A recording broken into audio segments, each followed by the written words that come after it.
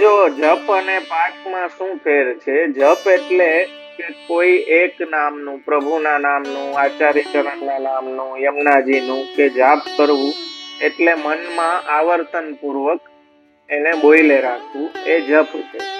અને સ્તોત્ર ગ્રંથોને જ્યારે આપણે બોલીને ઉચ્ચારણ કરીએ છીએ તો એ પાઠ કહેવાય. માલા ફેરવો એ જપ કહેવાય, અને સ્તોત્રમાં આપણે જે જોડથી બોલીને સ્તોત્ર કરીએ એ પાઠ કહેવાય. જપ માળામાં તુલસીની માળા જ આપણે ત્યાં ઉપયોગ કરવામાં આવે છે. મૂંગાની, પારાની, ચંદનની કે રુદ્રાક્ષ કે બીજા કોઈ કાષ્ટની માળા આપણે ત્યાં જપમાં ઉપયોગ થતી નથી. તુલસીની જ માલા ઉપયોગ થાય છે. ખરેખર બહુ ઓછાને ખ્યાલ હોય છે, એટલે ઘણા લોકો અજ્ઞાનવશ બીમારીના સારું રહે ને એના માટે રુદ્રાક્ષ પહેરતા હોય છે. પણ વૈષ્ણવ માટે, વૈષ્ણવ સંપ્રદાયમાં રુદ્રાક્ષને અડવું પણ નિષેધ છે. ત્યાં સુધી આપણે ત્યાં, કેમ કે રુદ્રાક્ષ પહેરેલો વ્યક્તિ એ સ્મશાન બદ્ધ છે, એટલે એને અડીને પણ આપણે કપડા સાથે નાવું જોઈએ. એવો વૈષ્ણવનો, આજે તો વૈષ્ણવ જ પહેરીને ફરે છે, એ વાત જુદી છે. પણ વૈષ્ણવો માટે, વૈષ્ણવતામાં, વૈષ્ણવી સંપ્રદાયમાં રુદ્રાક્ષ ધારણ કરવું એ નિષેધ છે, મનાઈ છે. તો આપણે રુદ્રાક્ષની માળા પણ ફેરવતા નથી, અડવાની જ મનાઈ છે. એટલે તો તુલસી કાષ્ટની માળામાં જ જાપ કરવા જોઈએ. જપ માટે જેટલું કરો ઓછું જ છે, આમાં કોઈ ગણતરી ના હોય. પણ આપણી જાતને ડિસિપ્લિનમાં રાખવા માટે મારા વાલા, અષ્ટાક્ષર અને પંચાક્ષરની ઓછામાં ઓછી 3 આમ તો 11 તો કરવી જ જોઈએ, પણ 3 માળા તો કરવી જ જોઈએ. એમાં વાર કેટલી લાગે મારા વાલા? શ્રી કૃષ્ણ શરણમાં જરાય વાર નથી લાગતી. 100 માળા થઈ જાય તમારે 2 કલાકમાં.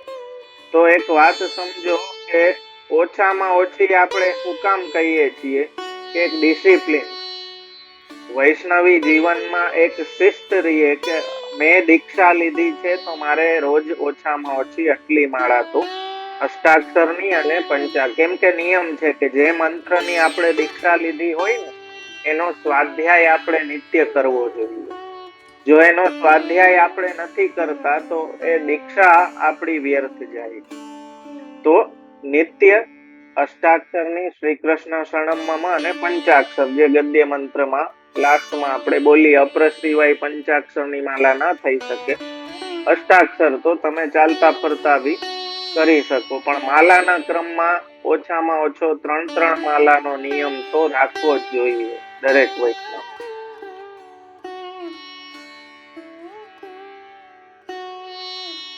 જપ પાઠ હંમેશા શુદ્ધ જગ્યાએ, શુદ્ધિમાં અપરસ કરીને, અને એવી જગ્યાએ કે જ્યાં તમે શાંતિપૂર્વક, તમારા ઘરની કોઈ એવી જગ્યા કે જ્યાં કોઈ ડિસ્ટર્બન્સ ના હોય, શાંતિપૂર્વક તમે ચિત્ત લગાડીને જપ પાઠ કરી શકો. જગ્યા શુદ્ધ હોવી જોઈએ, કોઈ બી જગ્યાએ બેસીને ન કરવું. જપ પાઠમાં જે તમે આસન યુઝ કરો એ આસન જપ પાઠ સિવાય બીજે, સેવાના સિવાય બીજે ક્યાંય એનો ઉપયોગ એ આસનનો ન કરવો જોઈએ.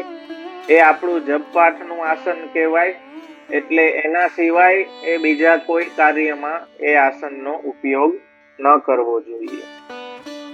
પુરુષોએ ઉર્ધ્વપુંડ તિલક ધારણ કરીને જપ પાઠ કરવા જોઈએ. સ્ત્રીઓએ બિંદી લગાડીને અપરસની શુદ્ધ અવસ્થામાં નિત્ય જપ પાઠનો ક્રમ કરવો. હવે ઘણા પૂછતા હોય કે કઈ દિશામાં બેસીને જપ પાઠ કરવા જોઈએ, તો આપણે ત્યાં મુખ્યત્વે ઉત્તર દિશા તરફ બેસીને, એટલે કે આપણું મોઢું ઉત્તર દિશા તરફ રહીએ એ રીતે કરો, અથવા તો પૂર્વ દિશા તરફ આપણું મોઢું રહીએ એ રીતે. આ 2 દિશામાં બેસીને તમે જપ પાઠ કરી શકો છો. કાં તો ઉત્તરાભિમુખ કાં પૂર્વાભિમુખ, એટલે કે ઉત્તર બાજુ આપણું મુખ રહીએ એ રીતે બેસીને કરી શકો, અને પૂર્વ બાજુ ઈસ્ટવર્ડ આપણું મુખ રહીએ એ રીતે કરીને કરી શકો. જપ પાઠ સમયે ઘણા આંખ બંધ કરીને કરતા હોય તો સારું છે, એમાં પોઢી ના જતા. આંખ બંધ કરીને નોર્મલી આપણે સુઈ જતા હોઈએ છીએ, કેમ કે એટલું ધ્યાન હજી પરફેક્ટ આપણું રહેતું નથી. ધ્યાન સુંદર રહેતું હોય સ્વસેવ્ય પ્રભુમાં તો બહુ આનંદની વાત છે. અથવા તો જપ પાઠ દરમિયાન આપણી સામે ઠાકોરજીનું કે મહાપ્રભુજીનું ચિત્ર સામે પધરાવી અને પછી જપ પાઠ કરવા જોઈએ. હું એકવાર આ પૂરું કરી લઉં આખું, પછી હું ક્વેશ્ચન જોઈશ જરૂરથી. જપ પાઠમાં બને ત્યાં સુધી મૌન રહેવું, પાઠ સિવાયની કોઈ વાણી ઉચ્ચારવી નહીં, ખોટા હલબલ ખોટી વધારાની એવી કરવી નહીં. સ્થિરતા, શરીરની અને મનની જેટલી સ્થિરતા થાય એવો પ્રયત્ન કરવો અને એક ચિત્ત રહીને જપ પાઠ કરવા જોઈએ. ઘણાની આદત હોય કે પાઠ બી ચાલતા હોય સાથે સાથે વાતું હાલતી હોય, વચ્ચે વરી પાછા પાઠ કરવા માંડે, વરી કઈક કોક આવે તો વાતું. તો એવી રીતે મારા વાલા જપ પાઠ ના થાય, પણ શાંત ચિત્તે બધી રીતે શરીરથી અને મનથી સ્થિરતા જરૂરી છે. ઉતાવળે શબ્દે બોલી જવું, જલ્દી પૂરું કરવામાં બોલી જવું, હાથ પગ હલાવતા બોલી જવું કે મોટા રાગડા તાણીને બોલવું, એવું નહીં, પણ વ્યવસ્થિત અવાજમાં, એક સ્વરમાં, એક લયમાં એ રીતે બોલાવવું જોઈએ. કોઈ બી પાઠ ગાઓ તો એક લયમાં તમારે પાઠ થવો જોઈએ.